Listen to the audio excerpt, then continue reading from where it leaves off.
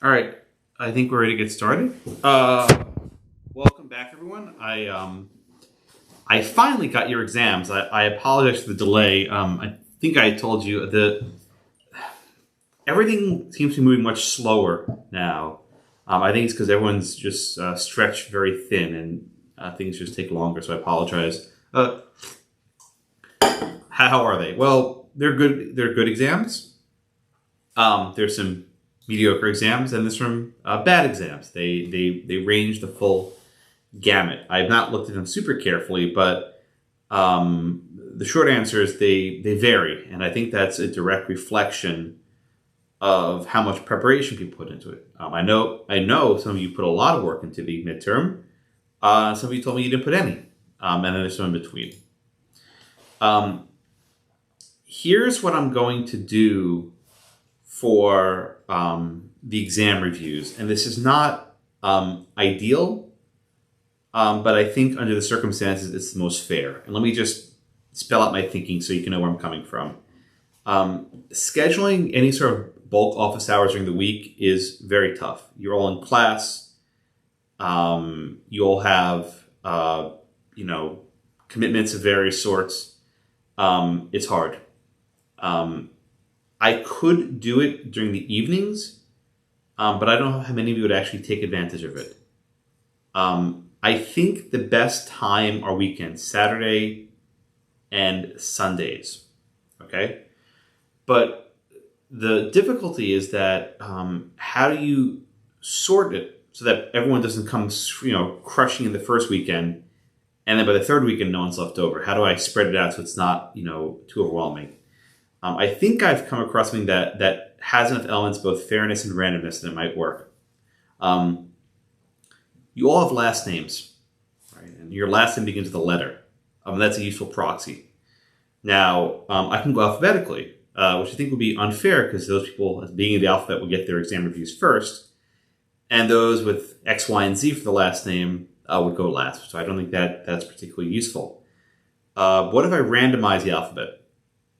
I haven't done it yet, but if I just sort the alphabet randomly and say on this given Saturday, I'm just gonna make up letters L, F, N, R, and T. I just make up letters, right? And if your last name begins with those letters, you come this weekend. Oh, Professor Blackman, I can't come this weekend. I have a conflict. Okay, then come the next weekend, right? In other words, it doesn't bother me. You don't need to email me to reschedule it, but I'll give first priority on those weekends to those with the letters. In other words, if your letter last name begins with a W and you come the following weekend, I'll just do all the people who have the letter first. It's not perfectly fair, but I think it will reduce the crush of having 50 people in a queue, and then you sit there waiting all day. If my math is right, and it might not be, I think I can do this and get the queue down to about 20 or 30 people for a full day. Maybe even smaller, depending if I slice it more finely. So you might have to wait, maybe an hour or two. But I think you'll be able to get to everyone. Again, it's not ideal. And if I find after a weekend or two it's not working, I can revisit it. But I want to both make sure I get to see everyone on time, but also not create a crush where there's 100 people waiting in a queue and then everyone gets spooked out. I welcome your thoughts. I haven't committed to this yet, but that's my tentative thinking of how to make this work. Anyone welcome to raise your hand or tell me if this is feasible.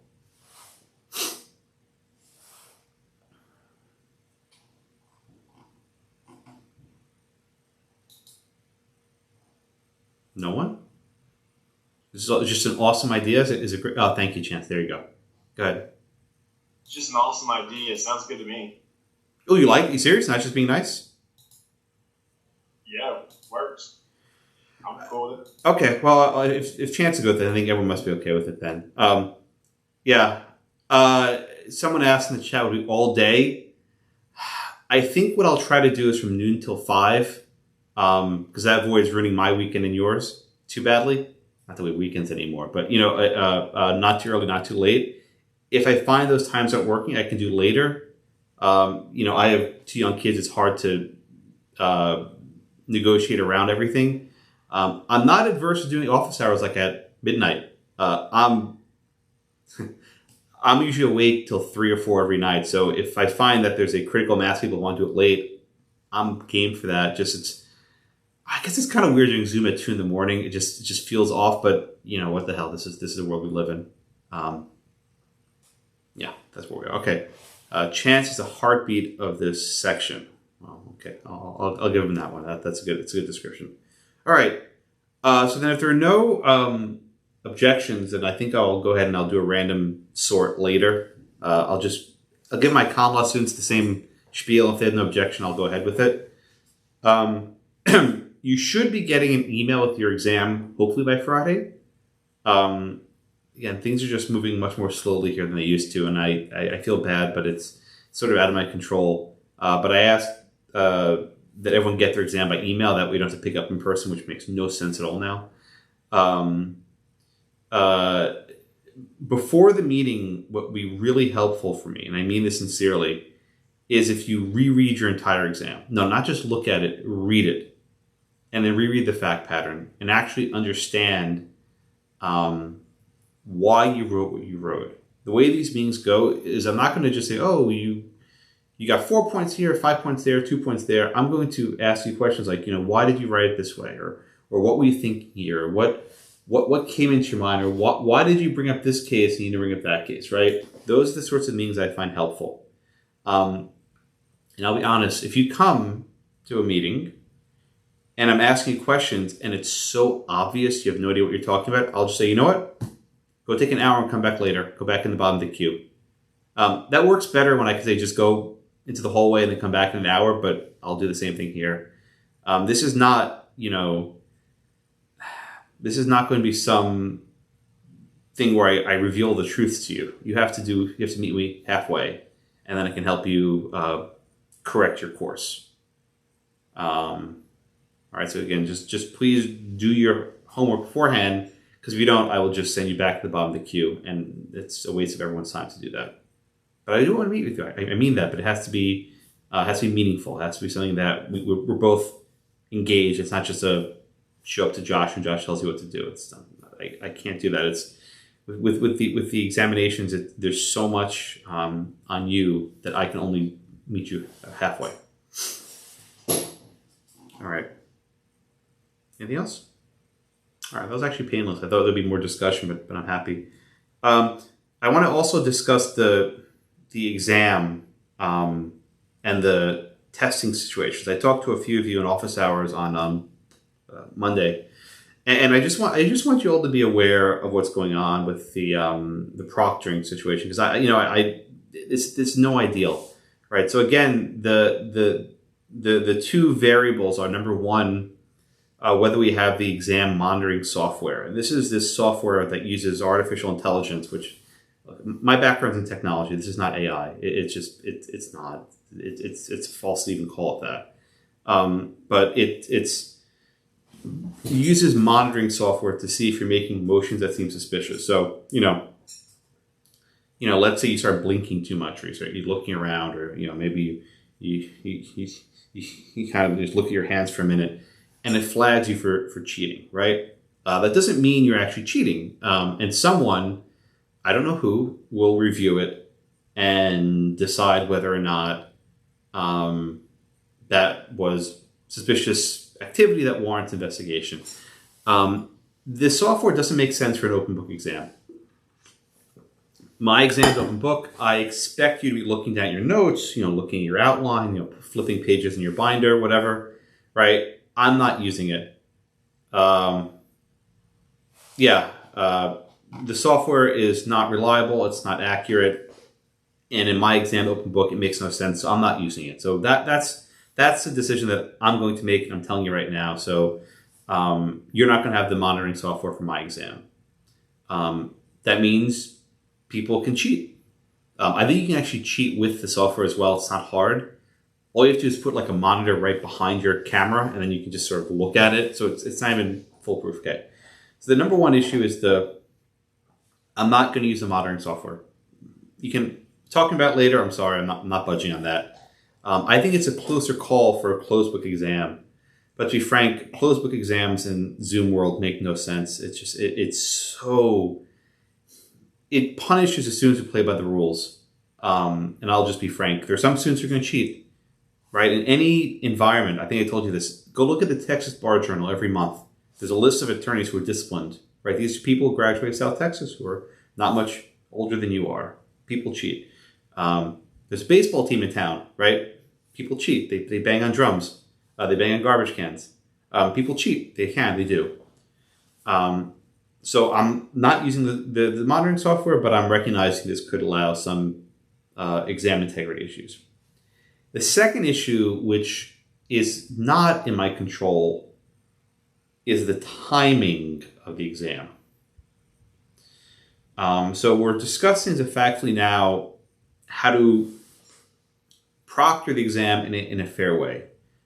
Usually, as you all know, the exams are set in time from 6 p.m. till 9 p.m. on whatever given day. Or maybe I think there's some afternoon exams also for weekends, but usually 6 till 9 p.m. All right. There's some thought that having a 6 to 9 p.m. is unfair for students who can't get childcare or other situations at that time slot.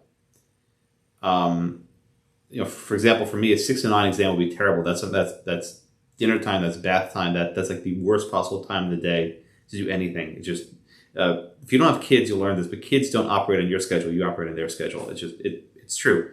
They go to sleep when they go to sleep. They need dinner when they need dinner. You can't adjust their schedule on a given night. So there's some thought that maybe one way to mitigate those concerns is to give a window, right? You can take the exam at any point from time A to time B. And that might be from 9 a.m. to 9 p.m. Okay, so that eliminates one concern where people who can't get quiet time are able to find time in the day. So maybe their kids are at school, they take it during the day, or maybe they have work, they take it at night. There are various ways of doing this. The risk here, and I don't want to mitigate the risk, but the risk is cheating. So let's say you have, a person in your study group who takes the exam at 9 a.m. and he writes down all the questions. And then at 12:01 when he finishes, you go to group chat and you discuss it. And then for your next exam in torts or evidence, whatever else class you have, someone else takes the exam at 9 a.m. And then they share the results at 12:01. There's no way to stop this. There isn't. And it's a non-trivial concern. So I don't know what the school's going to do here. I really don't know. We're having a meeting.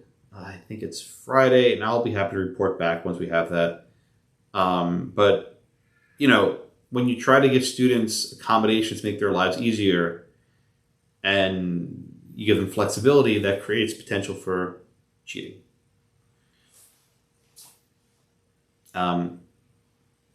That's it. I'll admit I really see both sides here. I think the only answer, the only way to reduce that risk is to give an exam where it's really hard to cheat. So with multiple choice, the exam software randomizes it, so it's not always B, C, B, C, B, A. But still, you could figure it out. With an essay, it's a lot harder to cheat. I read every essay carefully. If I start seeing really similar answers, I would know. It happened to me once some years ago, and it turned out that two students were in a study group, and they actually prepared answers in advance. It was common law, and they just said, okay, Blackman's going to ask about the Federalist Papers. Let's just rest with the Federalist Papers, have it in our notes. And they basically just pre-wrote an answer in the Federalist Papers, and they had it, and that's what happened. So I was like, all right, whatever. But I think if it was so similar, I would start smoking it out. So don't try me. Don't even think about it. If this is what we do, I have no problem failing people if that happens, and that's a letter to the dean, and that's a letter to the state bar. So just don't try it. But in other classes, I think it's harder to fish out the cheating. It is because the nature of most exams are people write the same thing. My exams is harder because it's such an open-ended thing, but I recognize for some exams. So I don't know what we're going to do. I always like to keep you guys apprised. If you have any thoughts, tell me, and I can sort of channel this back to the powers that be. Anyone, raise your hand or talk to me privately. It doesn't, whatever you want.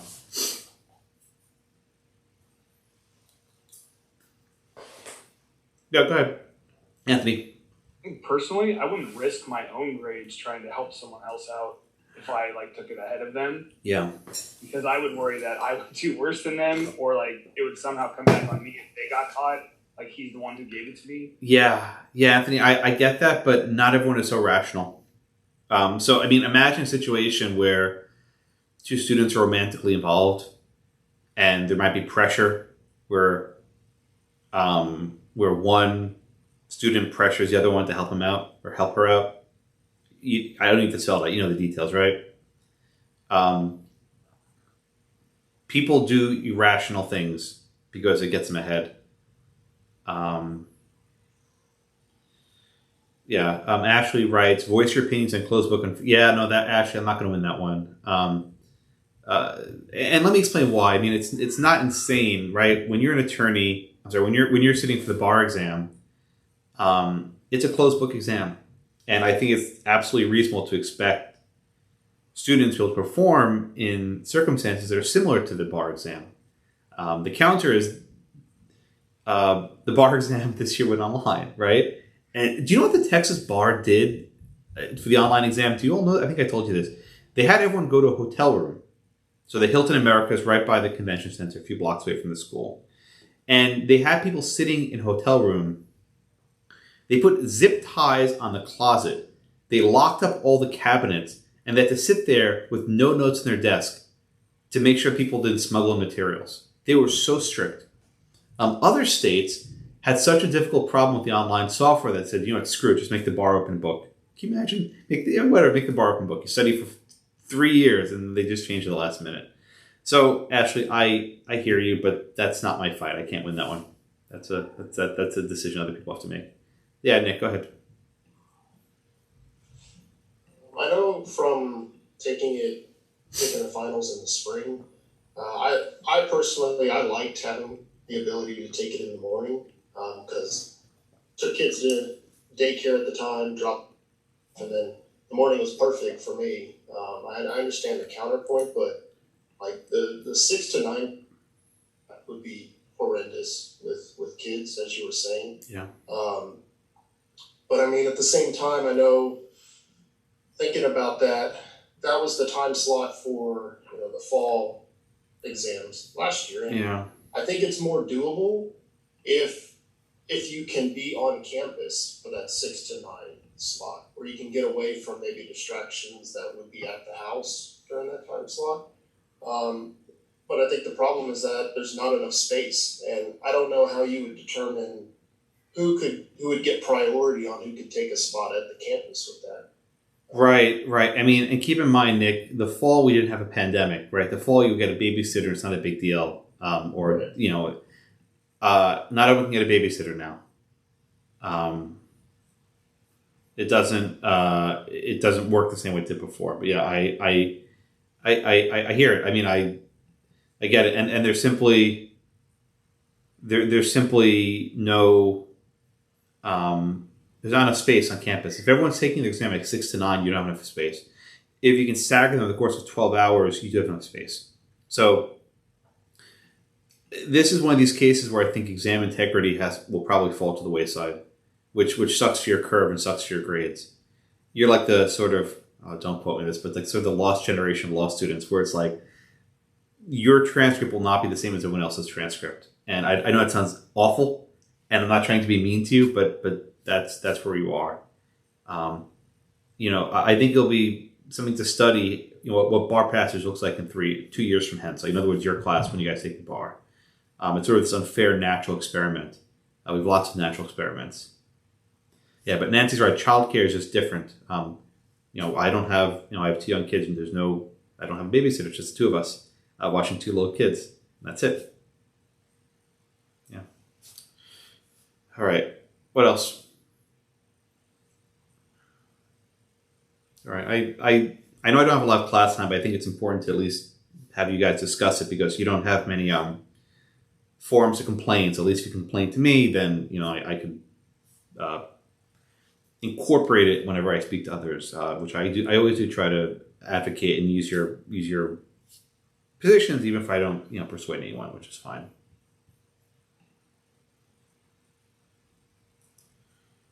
Okay. All right. We're done with covenants. We are done with covenants. That doesn't mean you forget about covenants. We spent four full classes on a fairly small amount of pages. We spent a lot of time on this topic. It's not intuitive. It's not easy.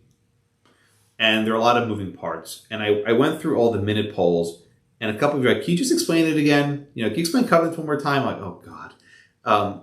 I can't. The best I can give you is that servitude document, the introduction, which a few of you said you found helpful. Go through that carefully. It was on the class 13. It was from class 13. Now, I'll put the link here just so you have it with ease. I encourage you to go through that really carefully and actually try to work out the examples. Don't just read it, but fight through it and sort of just slog through it. If you have specific questions about a covenant issue, I'm happy to sit in office hours and walk you through it. It's not a problem. I don't mind doing it, but I can't summarize every facet in like 2 minutes. I've tried doing it before, and it actually confuses more people than it's worth. So I'm not even going to try. But you have to just fight through it. All right, but we're done with covenants. It's an awful topic. But that's where we are. We're moving on today to our next topic, which here we put the class notes. Our next topic is not really property law, right? It's really constitutional law. If I had my preference, I wouldn't teach any of this in property. I would just end property with covenants and be done with it. But that's not how it's taught, unfortunately. Property class teaches what's known as land use, right? How the government regulates different uses of land. And all of these doctrines are going to be U.S. Supreme Court cases. Not all, I should say. Most of these doctrines are U.S. Supreme Court cases. And I think what you'll find is that the U.S. Supreme Court consistently screws up property law. Consistently. One way or the other, they screw it up. They're not a common law style court. They sort of decide things in the way they decide things. And they don't always decide things with any sort of rigor, right? Justices 1 year decide it one way, and then a decade later, different justices decide another way. You know this from your common law class. But you have to learn it, unfortunately. This topic largely turns on the Fifth Amendment to the Constitution, the Takings Clause, and the 14th Amendment to the Constitution, the Due Process Clause. Have you studied either in common law yet? I don't know where you are in your studies. I see heads nodding. Okay, have you done the Due Process Clause? Okay, I actually haven't started due process in my common law class. I think Rocky and I do it a little bit different sequencing, which is fine. Okay. So I want to start with a very basic question, a very simple question that will get you thinking about this topic. Okay? It's going to be a short answer. What is the police power? What is the police power? Just put your answers in, please. Someone typed an answer in advance and copied and pasted it. That's very impressive because the answer came in within 3 seconds of when I opened the poll. which is very impressive, actually. I appreciate that. Which you should do. I mean, I don't want to boast, but all the questions I asked are online the night before. So if you take a look in the morning, you can get there.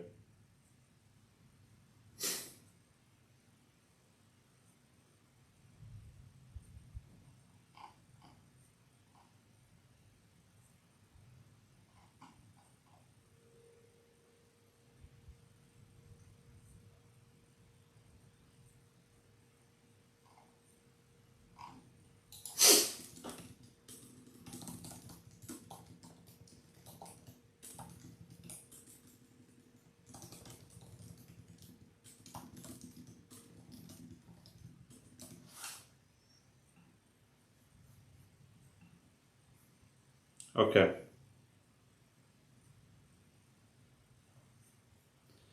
All right, I'm going to stop it here.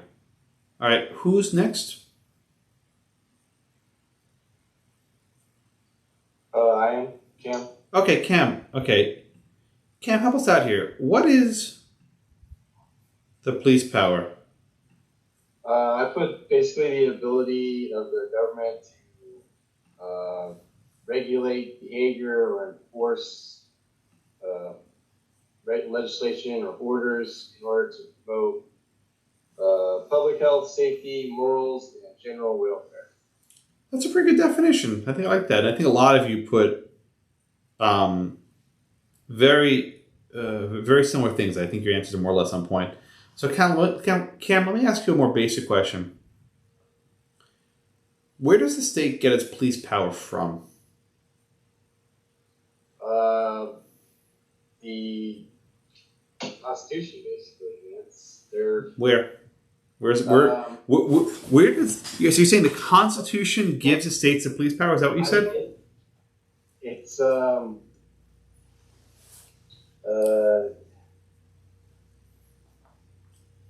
mean, it's putting in place the framework of a government in order to enforce and regulate.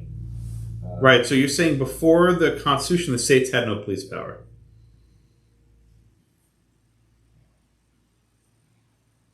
Well, the government documents or the charter or the whatever is in place to formulate the civilization or government. Oh man. Let's see who's next. Chase, you here? Chase W. Chase, I'll ask you the same question. What's the source of the state's police power? Where do they get this power from? The 10th Amendment. The 10th Amendment. Okay, what does the 10th Amendment say? It says that powers not given to the federal government are reserved for the states. Okay, so the power is not delegated to the federal government, reserved to the states or the people respectively. So before the 10th Amendment, do the states have a police power? I would say yes. Well, then it can't be from the 10th Amendment. They had it before. Well, I guess currently it's under the 10th Amendment, I guess. Okay, so before the 10th Amendment, do the states have a police power? Well, I would say, yeah, I mean, they could regulate what the people could do. Good, and where do they get the power from then if it wasn't the 10th Amendment? I guess the people delegated that to the federal government. No. Oh, you're saying the federal government has the state power? No, I'm saying that the people delegated that to the states. Okay, no, we're getting confused here. My question was, where did the states, I didn't forget the federal government for a minute, where did the states get their police power from? You said the 10th Amendment. I said, okay, well, what happened before the 10th Amendment? Did they have a police power? I would say yes, because they could regulate what the people could do. Right, but where did they get that power from? You're sort of dancing around my question. The people gave them the power. How did the people give them the power? They delegated it to them. How? I guess through some sort of contract. I'm not totally sure what. Oh, that's actually not a bad answer. Elias, you here? Good morning. Okay. Good morning. Oh, thank you. I always like people say good morning. Good morning. Where did the states get their police power from? And Chase said 10th Amendment. Let's go maybe one step earlier. Yeah, I don't, I would probably say like the state constitution. The state constitution. Okay, so every state had a constitution. It's a good answer. Okay, so let me just blow your mind one more. What gave the state the power to adopt a constitution?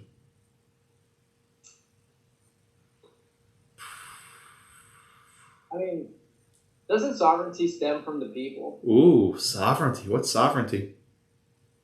Like authority to restrict people's like liberties. Okay. And where does sovereignty come from?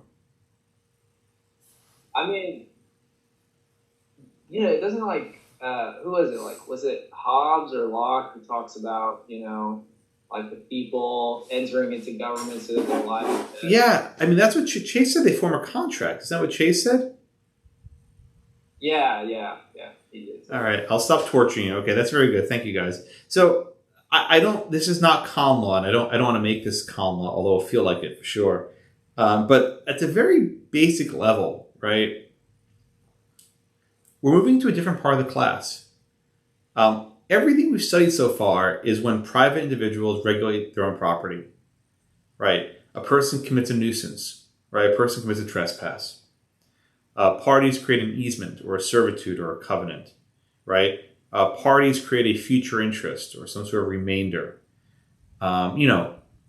Everything we've done before has been private individuals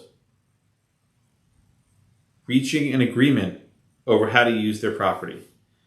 Now, they might go to the courts to enforce those agreements, but it's all private parties doing their role. The remainder of this class is different. The remainder of this class is not private parties regulating their land. The remainder of this class is the state, the government regulating your land. And you ask, Josh, how do we go through, 5 hours, 5 credits of property without talking about the government? Today the government is such a pervasive, omnipresent force in our lives, but for much of history it simply wasn't. As a matter of history, the government didn't do much because it wasn't very powerful. It just wasn't. That's not so much the case today. And study, when that actually changed. But the modern regulation of property really began in earnest in the 20th century, in the 1900s. And the early 20th century, right, the states began to exercise this so-called police power much more broadly. Now, I think Cam gave us a good definition. The police power is the power of the state to regulate the health, safety, welfare, and morals. Those are the 4 primary heads. Health, safety, welfare, and morals of the people. And that's a power that is older than the Constitution, federal Constitution. It's older than the 10th Amendment. It's a power that's older than the state constitutions. This is a power that existed forever. I think Elias mentioned Locke. I think Nikki mentioned the social contract. Chase mentioned delegating a contract. That's actually the ballpark. One of the basic features of government in the history of the world is that the people consent to the government. Now, that's not always actual consent, and we can talk for hours about what that actually means, but there's a general idea that the people consent to the government, and in exchange for that consent, the government provides certain protections, right? That's what's called the police power, right? The phrase police department, right? It comes from this phrase police power. And what that meant was the government would protect you from violence and harm and other bad things that happen in the world. Now, where does that come to property law? In the early 20th century, the state governments began to expand what it meant to regulate the health, safety, welfare, and morals of the people. So maybe one way you would have a regulation of health is a law banning nuisances, right? That if someone builds a pig farm in the middle of a city, maybe that's not very safe because it creates a lot of risk for disease. Or maybe someone builds a very, unsafe structure that might collapse, that's a bad thing. Or maybe someone creates a structure that's likely to catch on fire and burn down, an entire city.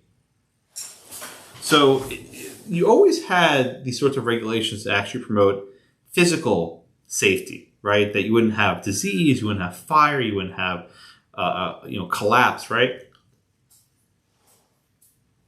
But in the 20th century, they started doing something different.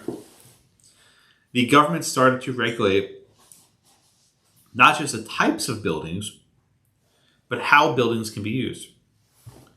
For example, in certain areas, you could only have one-family houses. In other areas, you could have one-family houses and two-family houses. And in other areas, you can have one-family houses, two-family houses, and apartment buildings. And in other areas, you can have whatever you want, right? You could build anything from a one-family house down to a sewage plant, right? And these were schemes designed to separate communities so that certain areas would have certain types of uses. And you could exclude what were called non-conforming uses, things that didn't fit with the plan.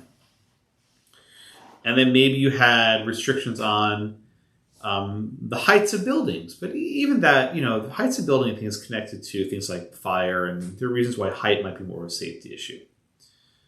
Maybe you had restrictions on how large things must be. So a single-family home had to have X number of square feet. And a two-family home had to have Y number of square feet. Every apartment had to have a certain number of bedrooms, right? And these were these sorts of very bold plans to regulate growth, to prevent people from living wherever they want, working as they choose. It's to sort of funnel people to live and work in the places where the government thinks they should live and work. This was a fairly novel innovation. It really began in earnest in the early 20th century, in the early 1900s.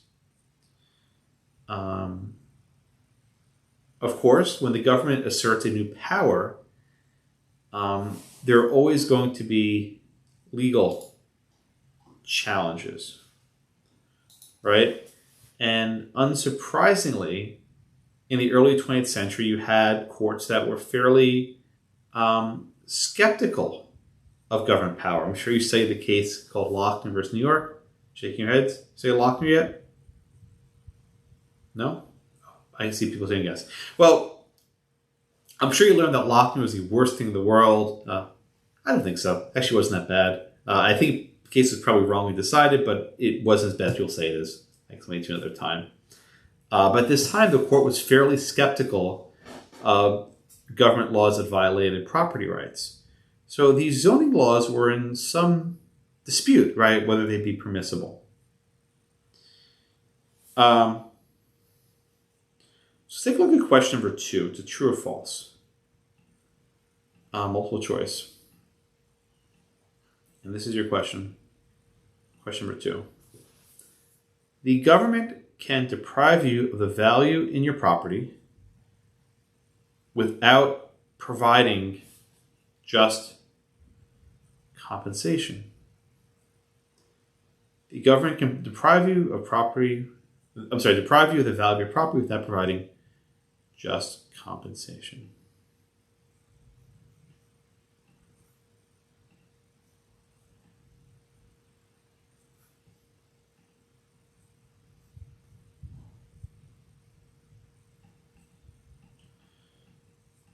Okay. Who am I? Should I just call Elias? Corey, you here? Yes. All right, Corey, help us out here. What would you put? Put true. Okay, tell me why you put true, please.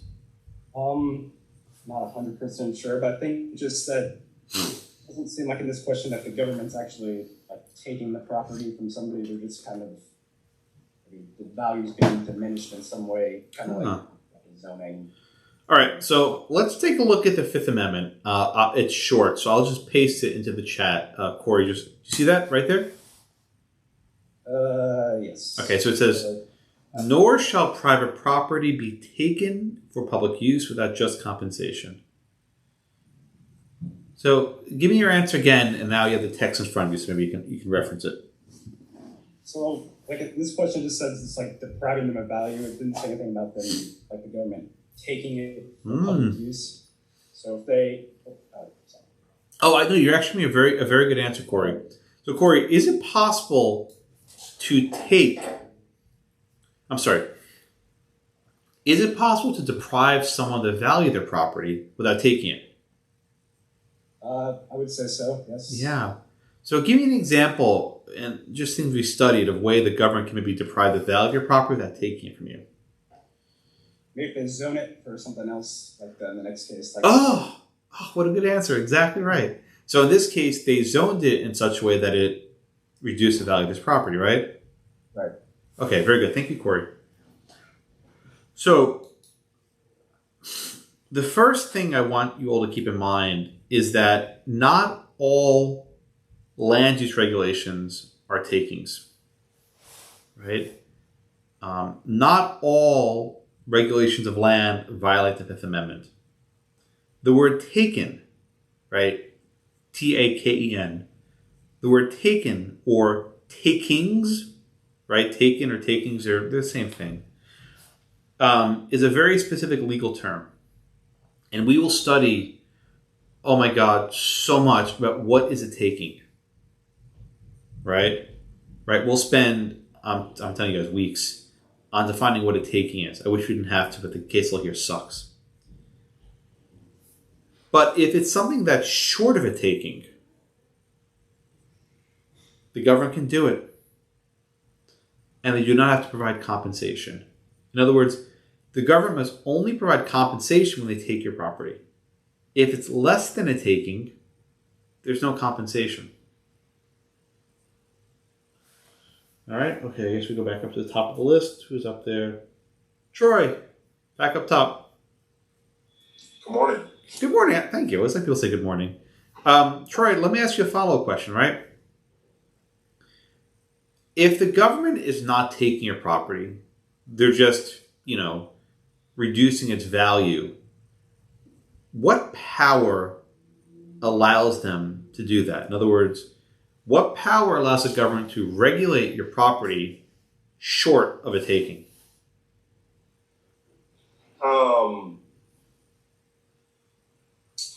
Is it police power? Yes. So let's just close the loop, Troy. What authorized the village of Euclid to sort of slice up this guy's property to 3 different lines, depending on, where he was? Which authority? Whenever you say authority, you're not talking about the police power. No, I am. Okay, so Troy, one more. With the police power, we said the government can regulate the health, safety, welfare, and morals of the people, right? Health, safety, welfare, and morals. Where does the Village of Euclid zoning code fit in? Is it about health? Is it about safety? Is it about morals? About welfare? Where would you fit that in? I thought that it was welfare. Okay, I think you gave me the right answer, but let's just go through the one at a time.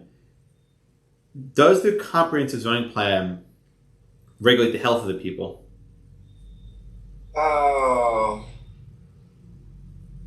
say overall no, but I'll say some aspects. Such a good law school answer. Sorry. Yeah, no, I think it's actually a good answer. Yeah, thank you, Troy. That's good. Okay, let's just look at health for a minute, right?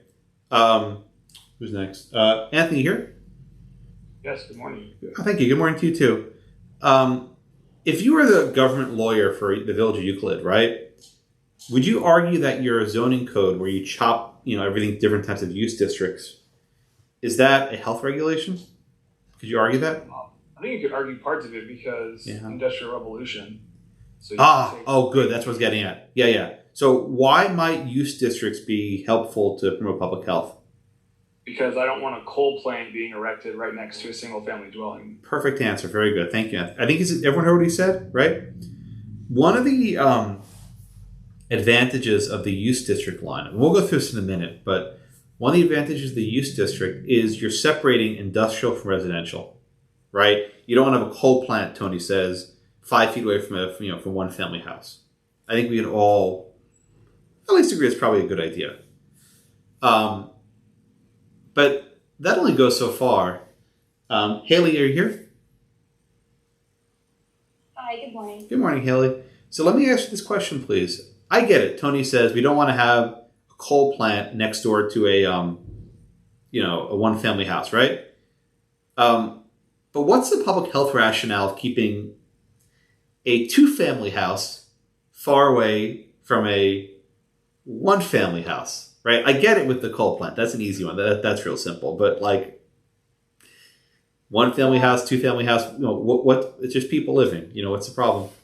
I don't really know. They went as far as to say that like apartments were a nuisance and like horrible. So what's the word they used? Not just a nuisance. It's a very, very specific word. It's a very hurtful word if you lived in an apartment. Parasite or something. Yeah, that's it. That's it, Haley. Parasite. So, was it actually health then? I mean, I get it. Coal plant house, I think we all agree that's probably a smart idea. But is it to the health of the people to separate different types of residences? I would say no, but they said it, blocks sunlight or something. Okay. So that maybe it's safety. Yeah. Maybe it's you could welfare. Make the argument, I guess. Okay. All right. So a minute ago, Troy gave what I think was the right answer. I want to you should go through the motions, right? You can always make a health and safety argument for some of the uses, but look, some of them they're not. It's just having a 1-family house next door to a 2-family house is not creating any safety risks, right? Maybe overcrowding, but you can address it in other ways. It's the concept of welfare defined broadly. And I'll tell you, the phrase welfare can be defined so broadly that it means anything you want it to mean. In other words, whatever the government wants to do is in the public welfare, right? If the government decides to do X, that is in the public welfare. If you think of in constitutional law, you have the rational basis test. I think you might have studied that in your other course. That's more or less the way the court approached zoning in Euclid, right? If there's some basis for the government to think this is a good idea, that's good enough for the courts. They're not going to second guess, well, wait a minute, what's so bad about having an apartment building in the same block as a 1-family home? Really, who cares? Right? They're all people living together. And the court seems to even agree with that approach. All right. Everyone get that? All right. So I want to now walk through the comprehensive plan that was used in the village of Euclid. I have a case summary. It's not done yet. I apologize, but I'll share my screen with you so you can see it. I'll have it done, I think, later today. By today, usually probably 2 or 3 a.m., which is when I get my work done. But I want to just walk you through how these use districts work. I find students often have some difficulty with it. The village of Euclid adopted what I think is a pretty standard approach to zoning, in that they divide the community up into 6 use districts. You have U1, U2, U3, U4, U5, and then U6. The way these work is that they're cumulative. What do I mean by cumulative? Okay. So let's use an easy example. U1 is single-family home. U2 is 2-family homes. U3 is apartment buildings. U4 is a store. U5 is a factory. And U6, in honor of Halloween, is a spooky cemetery. Okay? When you're in U6, right, it's the base, the bottom level, you can build whatever you want. You can build a cemetery, you can build a factory, you can build a store, you can build an apartment complex, you can build a 2-family home or a 1-family home, right? It's basically unrestricted. You can build whatever you want there. Now, this is not going to be very desirable land. Usually the U6s are on the sort of outskirts of town, the so-called industrial park, if you ever heard it. These are not nice places. They're not parks. There's not streams. It's not a very nice place to live, but you can. This land is usually best used for sort of not very nice things, right, where you don't want to be near. But in theory, you can live there, right? So again, in U6, you can build whatever you want. All right?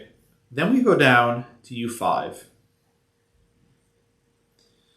U5 is a little bit less flexible, right?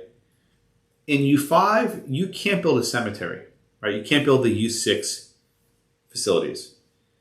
But you can have your factory, you can have your store, you can have your apartment complex, you can have your 2-family home, and you can have your 1-family home. All right? Again, why would you want to build a house next to a factory?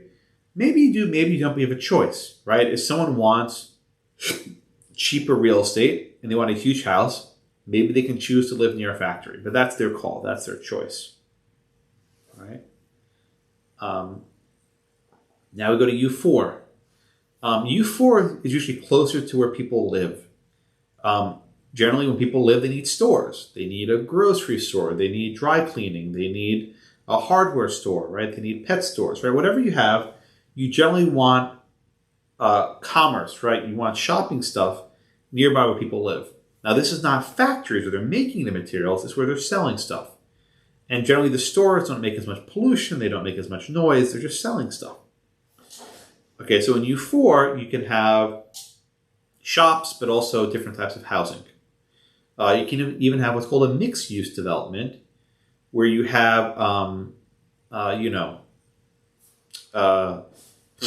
apartment complex right next door to a shopping center, right? You can do that. Okay. I know this is getting repetitive, but it helps to reinforce the concept. And I made these graphics myself. I know they're very beautiful. Hopefully they clarify the issue a little bit. Clip art's fun. Then we get down to the U3 zone. This is area that's only residential. There's no commercial. You have an apartment complex, 2-family home, and 1-family home. Keep going. Almost done. But then we get to U2. U2 excludes apartment complexes. It's only 2-family home and 1-family home. But then we get down to the bottom of the pyramid, so to speak. Actually, the top of the pyramid, which is U1, where the only thing you're allowed to build is a 1-family home. You can't build anything else. The land in U1 is usually the most valuable because it's designed for, I'll say it, the wealthiest people in the community, right?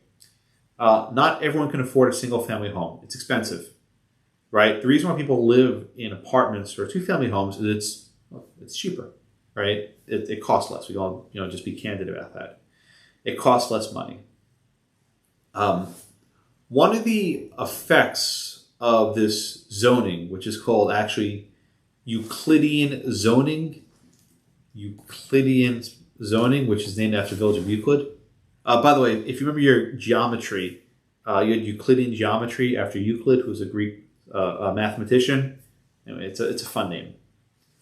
But under Euclidean zoning, the effect is to separate uses by income, where those who have the most means can afford the 1-family homes in the most desirable areas, and those who have lesser means are stuck in the U3, where apartment complexes are allowed. Or even worse, you have to build an apartment building in U4, U5, or even U6. Right? That is the effect. It might also be the intent. In other words, these systems may have been designed to segregate. And I think you see some hints of that in the Euclid decision, where Justice Sutherland says, apartment buildings are parasites. There are these insects that are eating the whole of our society, and he described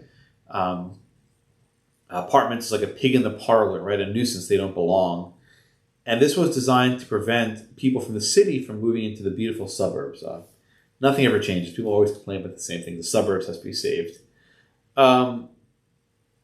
Anyway, so the village of Euclid put together this sort of elaborate use district. They also have height districts, which are easier to understand. In different areas, you could have different heights of buildings. That's a little bit simpler to get.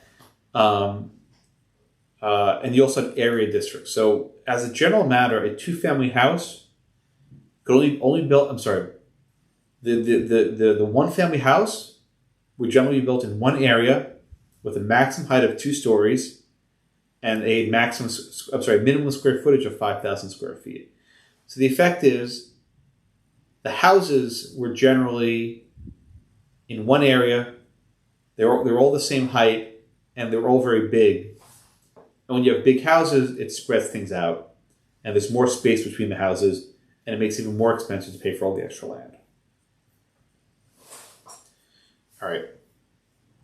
Questions on this use districts. It's.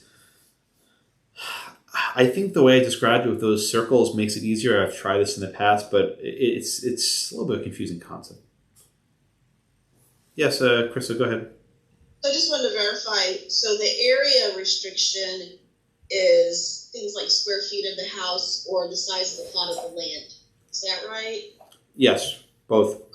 Thank you. It's done differently in different places, but in some places it's the lot size. In other places, it's square footage of the house itself. In some places, it's how many square foot is the apartment. For example, for every person living there, you have to have X square feet. Let me give a brief note on our local city of Houston. There's a lot of discussion in the reading of Houston. Houston is the only large city in America without a formal zoning code. The only one. It's not precise though to say Houston lacks zoning, right? There's no use districts. So in Houston, you can't have a commercial use next to a residential use. There's no problem. I'm sure you drive around Houston, you'll see it. My favorite example, which I think is closed now, not my favorite example, but I think one of the best examples is right near the Galleria Mall. You have the zoned erotic pornography store. Do you guys know where that is? If you don't, I'm not going to tell you. I think, is it closed? I don't leave my house anymore. I don't even know what's even open anymore. But in Houston, that's perfectly fine. You can have, an adult bookstore right next to a luxury shopping mall. Oh, they tore it down. Ah, okay. Thanks, Farron. Right. Okay. But it was there for the longest time. And now when people won't know this example, if they move to Houston. In other cities, that would not be allowed. Oh, it's it's chain. Okay. I guess that's a fitting descriptor of that place, chain. That would not be allowed in other cities. In Houston, there's no use districts. But Houston does have area districts, right, where lots have to be a certain size. And one of the reasons why Houston's so spread out, there are many reasons, is because of minimum lot sizes, right? As you make lot sizes bigger, you have to space things further out, and you need to build land out in Katy, whatever, to find enough space to build. Okay? I used to teach an entire class on Houston zoning stuff, which I just don't have time for anymore, unfortunately. So I'm sorry. But there's some good stuff in the book you can talk about. I may come back to it later when we do some of the other aesthetic stuff. All right. So let's take a look at this diagram of the actual zoning at issue in Euclid. So you have the Ambler Realty company that has this lot. And it's a fairly large plot of land. On the north, you have a railroad, and on the south, you have a residential block. I'm sorry, you have a street. Now, you would think that a given plot of land would be zoned in one way, right? You would have the entire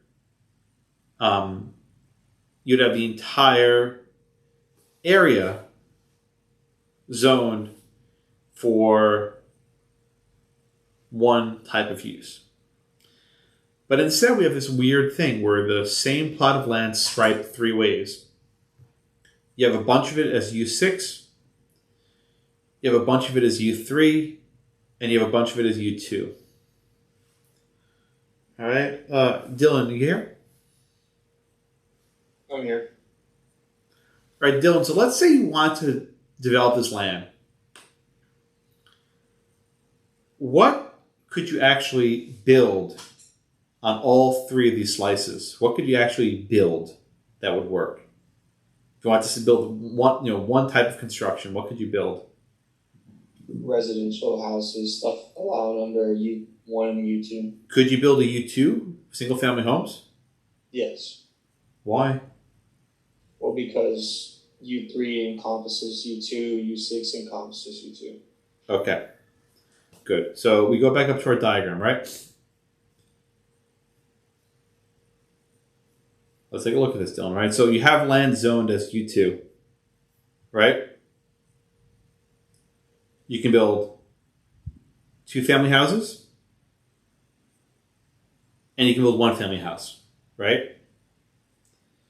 And then we go to U3.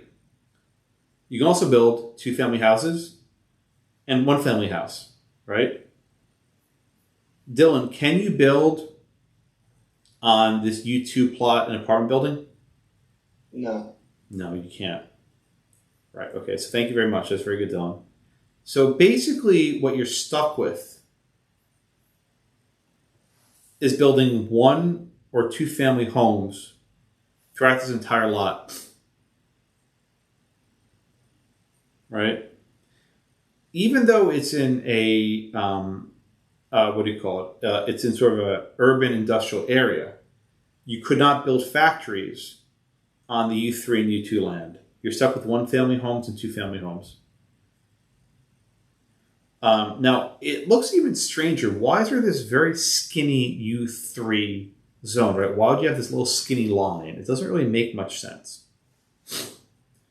All right, so this became what's known as a test case where both the government and the real estate company want the Supreme Court to resolve this issue.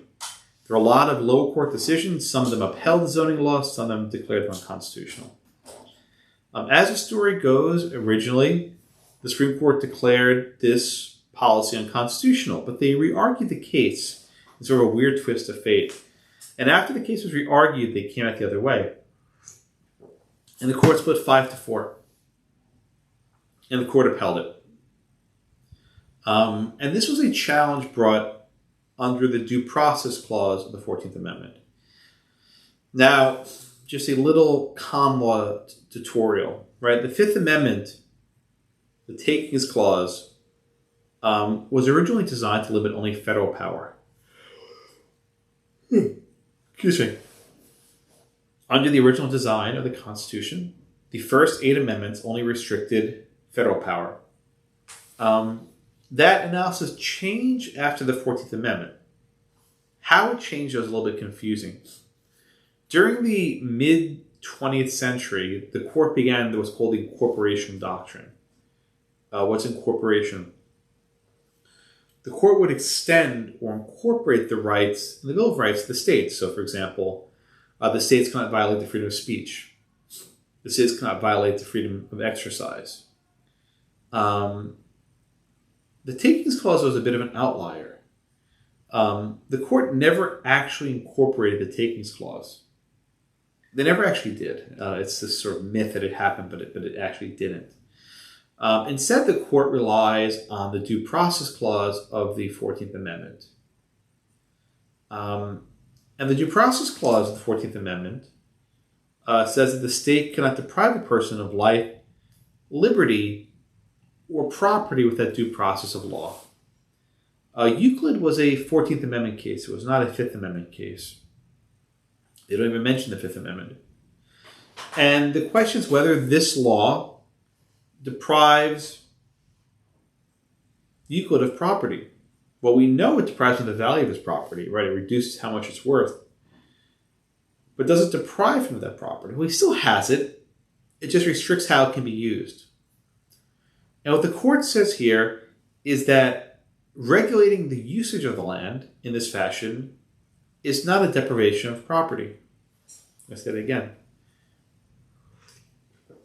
Regulating how the land can be used is not a deprivation of property. Now, Ambler disagrees. Of course it is. I can't use it the way I want to. What this decision represents is the court deferring. The court will defer to the political process and allow the elected branches to decide how to regulate land use. They're not going to intervene. The court finds that this is not a arbitrary or unfair regulation of how land is used.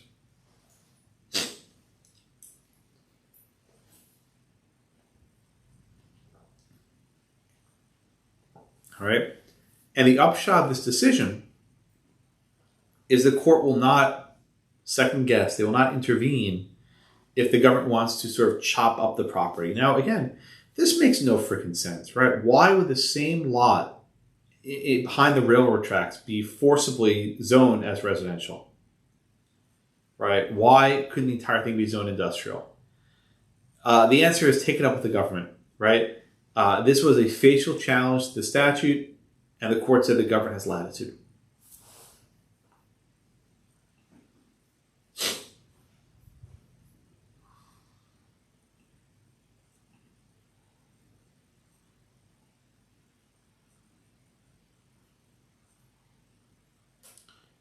All right. Questions in the Village of Euclid. It's actually a very easy case. The court's very transparent with its reasoning. Judge Sutherland thinks he's a very good writer. It's not hard to understand at all. Questions on Village of Euclid.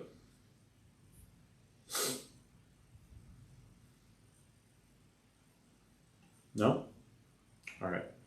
Let me give you a preview of where we're headed, because this topic gets very funky.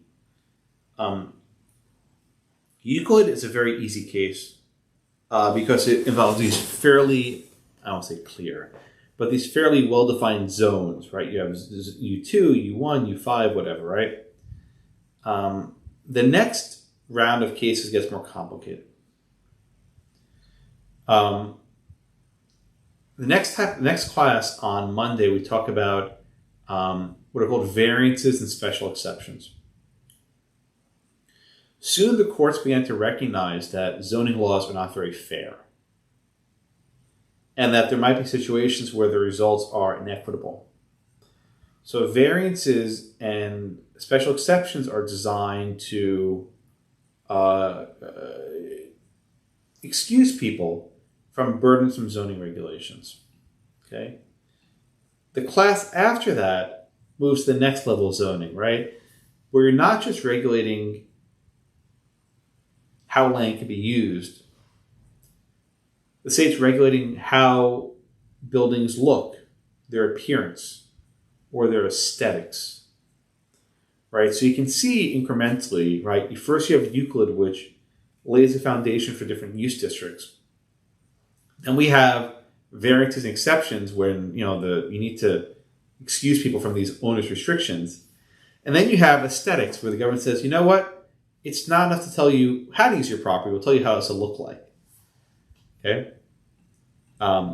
After that, we talk about not just regulating how land can be used and what it looks like, but who can live there, right?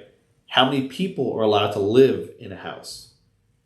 What about unrelated people? Can they live together? What about people of different races? Can they live together? You can see how zoning becomes a very powerful tool to shape where and when people live. Once we get to class number 22, we move on to what's called the takings power, where the government actually tries to take your property from you. And then we get to entire the area. I think that's a preview of where we're headed. I'll start the minute poll, so you're welcome to start your answer now. Are there any questions before we wrap up?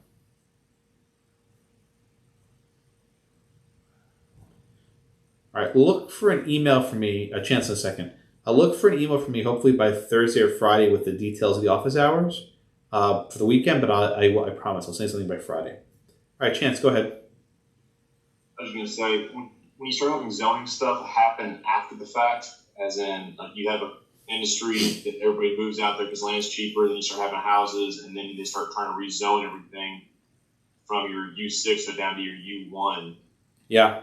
I mean, that's the case we did last week. Remember, it was Western Land versus Truskalaski from Nevada, right? Where you had a very residential area, and people then want to build stores nearby. Then you have the coming to the nuisance case. Was it Del Webb v. Spur Industries, right? Where you have this sort of agricultural area, people start moving there. So very often over time, the character of a neighborhood changes, but the zoning rules remain rigid, and you have to go to the zoning board to basically rezone areas, which you don't like doing. Yep, good point. That like you said earlier, that in my mind was private be private, whereas this is more of a constitutional analysis where the government is then trying to deprive you of either use or the actual land. Does that change how we do the analysis? Oh, very different. Covenants and private land uses are different than when the state does it. So when the state does it, it's not private people negotiating, right? You can't give if you want to have an easement or a covenant, you pay someone money, they'll give it to you, right? You can't give the government money to force them to rezone land. That's called a bribe, right? You can't. You can pay someone for a covenant. You can't pay the government for a variance. That's called a bribe. I guess the situation I'm thinking of is, that area kind of north of Memorial where you have, I think it's like Timber Grove or whatever it is. They have like a little industrial complex. They're starting to have all these houses start to encroach on there. If you're an industrial complex, you're there, the zoning isn't there, but you then apply for a permit to do a new building on land you already own. Like say you got to build a new warehouse or a new lift or something that requires a permit. And the city goes, no, we don't want you doing any more industrial work in this area. We're going to start not allowing permits. Or we're going to discuss what happens when the government changes zoning next week. Okay, cool. Thank you. And Alexa asks about flooding. We'll be talking about flooding as well. Okay. All right. Thank you, everyone. I'll see you all on next week, or maybe I'll see you this weekend. Thank you.